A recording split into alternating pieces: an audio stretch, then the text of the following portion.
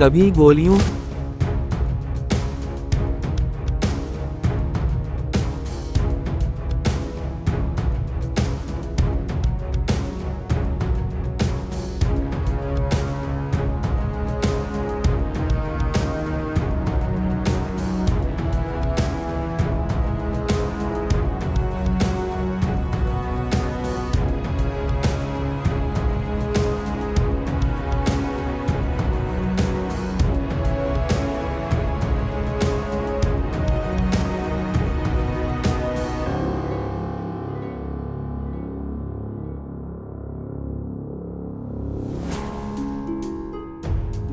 रात की गहरी खामोशी में बॉर्डर की बाड़ के उस पार हल्की सी हरकत दिखाई देती है।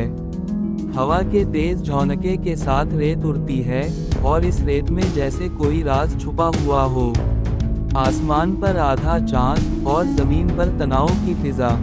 दोनों मुल्कों के फौजी चौकस हैं, क्योंकि इन्हें खबर है कि कुछ बड़ा होने वाला है।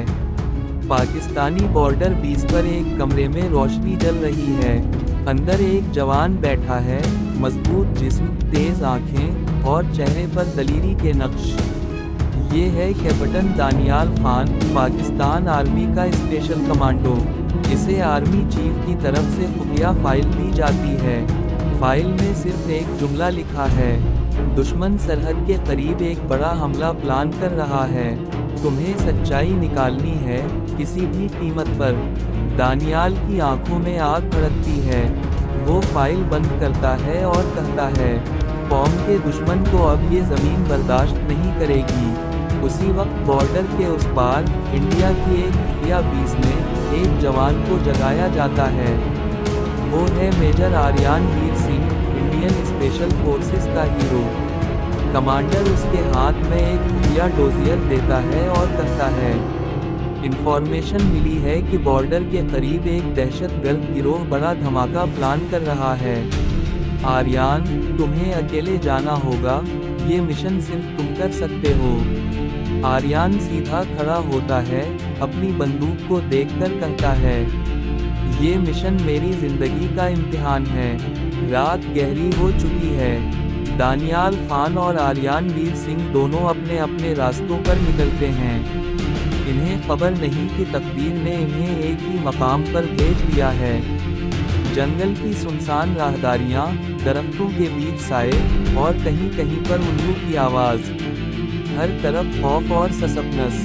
अचानक एक पुराना वीरान बनकर सामने आता है। बंकर के अंदर रोशनी की हल्की झलक दिखाई देती है। दानियाल खामोशी से आगे बढ़ता है। ऐन उसी वक्त आर्यन भी दूसरी तरफ से पहुंचता है। दोनों की नजरें एक दूसरे पर पड़ती हैं। गहरी खामोशी छा जाती है। हाथ खुद बंदूक के ट्रिगर पर आ जाते हैं। दानियाल धीमी आवाज में कहता है, तुम कौन हो और यहाँ क्या कर रहे हो? आर्यन सख्त लहजे में जवाब देता है, यही सवाल मैं तुमसे पूछूं, यहाँ किसी गद्दार को छपने नहीं दूंगा। चंद लम्हों के लिए फिजा में सिर्फ सांसों की आवाज़ सुनाई देती है। फिर अचानक अंदर से गोलियों की बौछार शुरू हो जाती है। दहशतगर्दों ने हमला कर दिया है। गोलियां चलती हैं, शोले भड़कते हैं, धमाकों की आवाज़ें आसमान हिला देती हैं। आर्यन और दानियाल एक दूसरे के खिलाफ खड़े थे, लेकिन हालात ने इन्हें एक ही मोर्चे में ला खड़ा किया। दानियाल चलाकर कहता है, अगर जिंदा रहना है तो